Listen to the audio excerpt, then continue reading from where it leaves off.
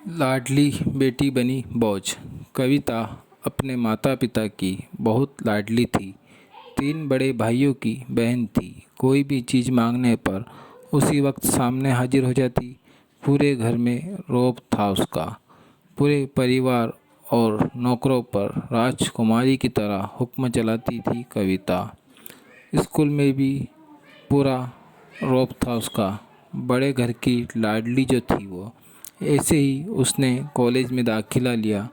उसके ठाट बाट बड़ी गाड़ी में आना जाना, हर दिन नया फैशन देखकर हर कोई उससे दोस्ती करना चाहता था। थोड़े ही दिनों में उसके बहुत से दोस्त बन गए। पूरे कॉलेज में उसकी अपनी ही एक पहचान थी। इन दिनों उसके घर एक रिश्ता आया। ख़ानदानी लोग थे और पापा की पुरानी जान पहचान थी उनके साथ। कविता के साथ कोई ज़बरदस्ती नहीं थी, पर कविता ने फिर भी हाँ कर दी, क्योंकि वह अपने परिवार से बहुत प्यार करती थी। वह जानती थी कि वह लोग उसका अच्छा ही सोचेंगे। लड़के का नाम राज था। राज काफ़ी पढ़ा लिखा और समझदार लड़का था। ससुराल वाले भी बहुत अच्छे थे। ससुराल में कविता की जगह वैसी ही थी जैसी कि मायके में। कोई भी कार्य कविता की सलाह के बिना नहीं होता था। सबकी लाडली बहू बन गई थी वह। फिर उसके घर एक बेटे का जन्म हुआ।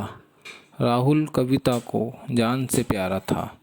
पोता पाकर ससुराल वाले तो फूले नहीं समाते थे।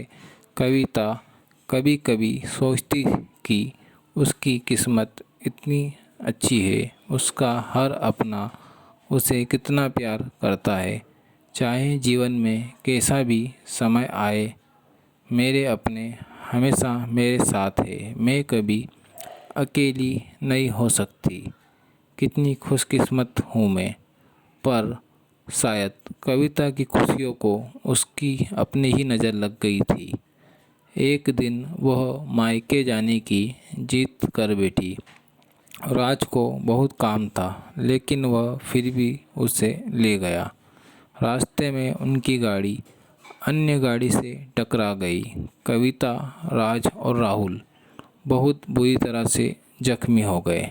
काफ़ी दिनों के इलाज के बाद राज और राहुल तो ठीक हो गए, लेकिन कविता पूरी तरह ठीक ना हो सकी। सर पर चोट लगने के कारण वह अपनी आँखों की रोशनी खो बैठी। अब कविता की किस्मत जैसे उल्टे पांव चलने लगी। मायके वाले कुछ दिनों तक उसे मिलने आते रहे, फिर कभी कभार फ़ोन ही करके पूछ लेते कि अब कैसी हो। धीरे धीरे ये सिलसिला कम हो गया। ससुराल वालों की सहानुभूति भी कम होने लगी।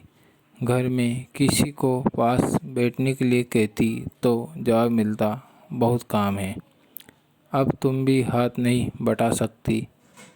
राज भी चिड़चिड़ा हो गया था। बस राहुल ही था उसके साथ, जिसके साथ हंसते खेलते उसका वक्त गुजरता। एक दिन कविता के हाथ से कुछ सामान गिर गया, जिसकी वजह से राहुल को हल्की सी चोट लग गई। कविता के सास ससुर ने राहुल को उससे अलग कर दिया कि कहीं उसके ना देखने की वजह से बच्चे का कोई नुकसान ना हो जाए। कविता अंदर से टूट चुकी थी। एक दिन उसने सबके सामने मायके जाने की इच्छा रखी तो राज उसे तुरंत मायके छोड़ आया, जैसे कि वह यही चाहता था। लेकिन राहुल को उसके साथ नहीं भेजा गया। कविता कभी राहुल से दूर नहीं रही थी, पर अपनी कमी के कारण उसने ज़्यादा बहस नहीं की। कविता को लगा कि वह 3-4 दिन वहाँ रहेगी तो थोड़ा हवा पानी बदल जाएगा, क्योंकि वह कितने दिनों से कहीं भी बाहर नहीं गई थी। घर वाले भी इतने दिनों बाद उसे देखकर कितने खुश होंगे। कविता के घर पहुंचने पर सब लोग बहुत खुश हुए। खाने में सब कुछ कविता की पसंद का ही बना था। उसने अपने मम्मी पापा और भाई भाभीयों से दिल खोलकर बातें की। उनके छोटे छोटे बच्चे भी बुआ के साथ घुल मिल गए थे। रात को सोने के वक्त जब वह कपड़े बदलने लगी तो उसे पता चला कि उसका बैग तो बहुत भरा हुआ था। वह समझ गई, वह बहुत उदास हो गई।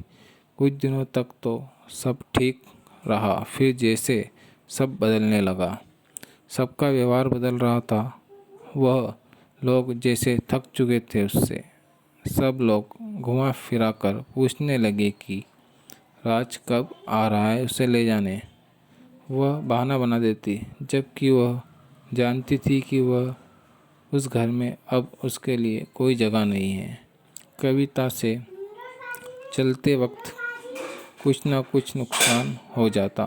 थोड़ी बहुत टोका टोकी उसे सुनाई देती, वह टाल देती। एक दिन उसके हाथ से लगकर एक कीमती फूलदान टूट गया। छोटी भाभी ने बहुत हंगामा मचाया। कविता के माता पिता रोज रोज के झमेलों से तंग आ गए थे। उन्होंने राज को खुद से फ़ोन कर दिया। राज कविता को अपने घर ले गया। कविता को अपने परिवार वालों से उम्मीद न थी। जिस कविता के कहे बिना घर में एक पत्ता भी नहीं हिलता था, उस घर के लिए वह बोझ बन चुकी थी। राज के साथ ससुराल आते वक्त वह बहुत खुश थी, क्योंकि वह अपने घर जा रही थी, अपने जिगर के टुकड़े राहुल के पास। परंतु यह खुशी भी कुछ पल की ही थी। सारा बंदोबस्त पहले ही किया हुआ था।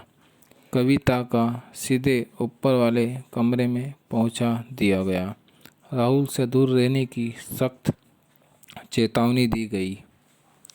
एक काम वाली लता को उसकी जिम्मेदारी सौंपी गई, जो उसके खाने पहनने जैसी ज़रूरतों का ध्यान रखती। कविता ज़्यादातर चुप ही रहती। कभी कभी काम वाली लता से थोड़ा बतिया लेती। उसके जरिए राहुल का पता चल जाता। सबकी लाडली बेटी बहू सबके लिए लाडली से बोझ बन चुकी थी।